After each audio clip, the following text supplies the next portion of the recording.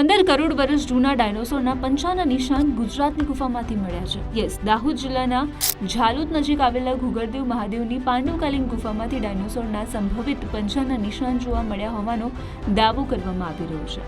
આ નિશાન જોઈને ગુજરાતની યાત્રાધામ વિકાસ બોર્ડની સર્વે ટીમ પણ ચોંકી ગઈ હતી.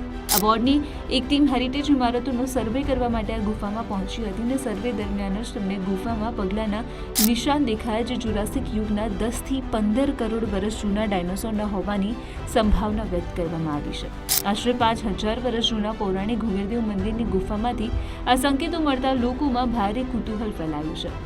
જો કે આ ચિહ્નો ખરેખર ડાયનોસોરના છે જ કે કેમ તેની સત્તાવાર ચકાસણી અને સંશોધન બાદ જ ચોક્કસ માલુમ પડશે. જોકે તમને જણાવી દઉં કે ગુજરાતની ધરતીમાંથી આવા પ્રાચીન અવશેષો મળી આવવાનો આ પ્રથમ કિસ્સો નથી.